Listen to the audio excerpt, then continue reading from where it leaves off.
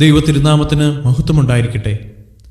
പുതിയൊരു പ്രഭാതത്തിൽ തൃപ്പാദം എന്ന പ്രതിദിന പരിപാടിയിലേക്ക് എല്ലാ മാന്യ ശ്രോതാക്കൾക്കും വിഷയത്തെ ആസ്പദമാക്കി ക്ലാസുകൾ നയിക്കുന്നത് സഹോദരൻ വിൻസെന്റ് റാഫേൽ, തൃശൂർ. കർത്താവിൻ്റെ നാമത്തിന് മഹത്വമുണ്ടാകട്ടെ. ഇന്നത്തെ ചിന്തയ്ക്ക് ആധാരമായിട്ട് യോഹന്നാൻ എഴുതിയ സുവിശേഷം 3-ാം അധ്യായത്തിൻ്റെ 29-ാമത്തെ വാക്യം വായിക്കുന്നു. മണവാട്ടിയുള്ളവൻ മണവാളനാകുന്നു. മണവാളൻ്റെ സ്നേഹിതനോ നിന്ന് മണവാളൻ്റെ സ്വരം കേട്ടിട്ട് അത്യന്തം സന്തോഷിക്കുന്നു. ഈ എൻ്റെ സന്തോഷം പൂർത്തിയായിരിക്കുന്നു.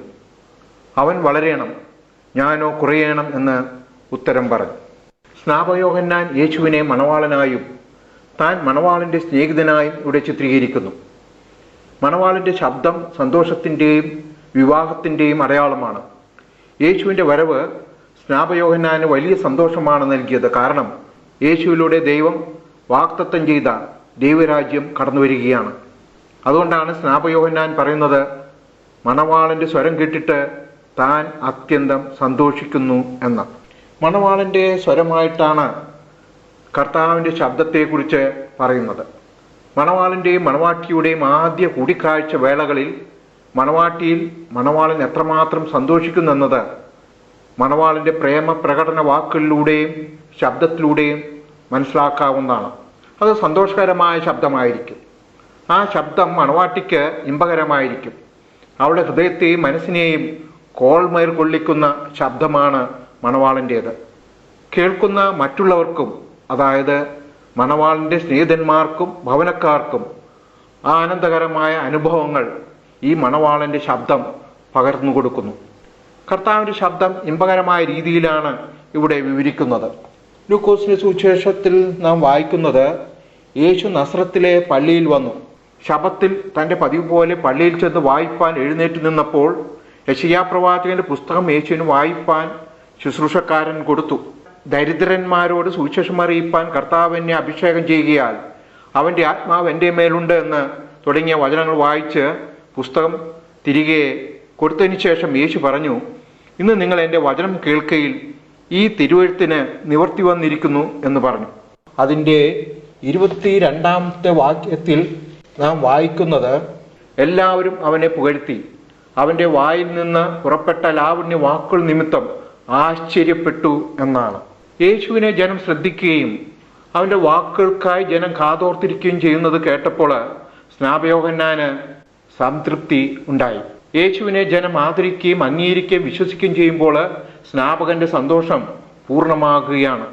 വരുവാനിരിക്കുന്ന മശിഹ യേശു തന്നെയെന്ന് സ്നാപകൻ അറിയുന്നു.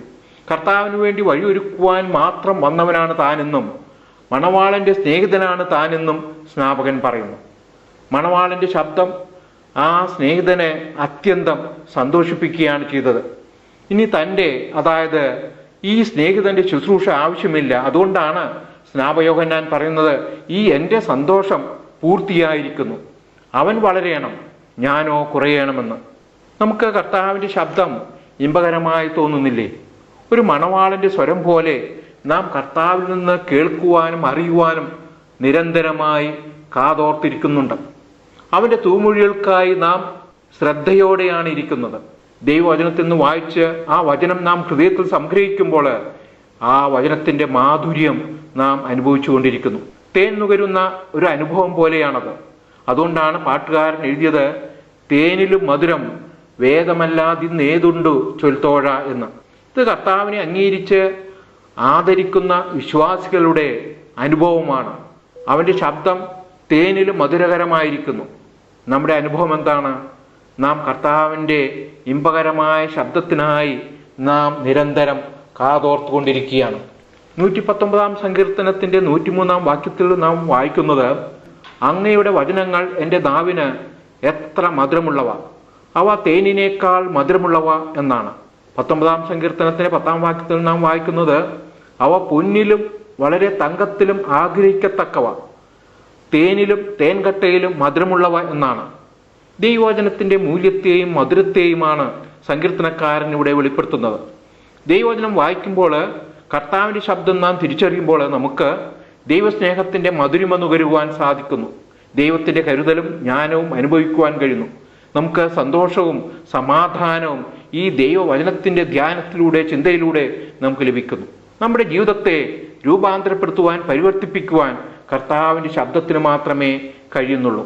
119 സങ്കീർത്തനത്തിൻ്റെ 105 വാക്യത്തിൽ നാം വായിക്കുന്നത്, അങ്ങയുടെ വചനം എൻ്റെ കാലുകൾക്ക് പ്രകാശവും എൻ്റെ പാതയ്ക്ക് വിളക്കുമാകുന്നു എന്നാണ്. ദൈവത്തിൻ്റെ വചനം നമ്മുടെ ജീവിതത്തിലെ പ്രതിസന്ധി വേളകളിൽ ശരിയായ വഴികളെ നമുക്ക് കാണിച്ചു തരുന്നു. വഴിയിൽ വീണുപോകാതെ നേരായ പാതകളെ നടത്തുന്ന കർത്താവിൻ്റെ വചനത്തിൻ്റെ ധ്വനി നാം നിരന്തരം കേട്ടുകൊണ്ടിരിക്കുകയാണ്. കർത്താവിൻ്റെ ഈ ശബ്ദം നമ്മെ ആത്മീയമായി ഓരോ ദിവസവും പോഷിപ്പിച്ചുകൊണ്ടിരിക്കുകയും ബലപ്പെടുത്തുകയും ചെയ്യുന്നു. നമ്മുടെ മനസ്സിന് ആശ്വാസവും ആത്മാവിന് ബലവും നൽകുന്ന അവൻ്റെ ശബ്ദമാണത്. നമുക്ക് പുതിയ ഉണർവ് നൽകുന്ന മണവാളൻ്റെ ശബ്ദത്തിനായിട്ട് നമുക്ക് കാതോർത്തിരിക്കാം. അവൻ്റെ ശബ്ദം കേട്ട് നമ്മുടെ ചിന്തകളെയും പ്രവർത്തനങ്ങളെയും നവീകരിക്കാം.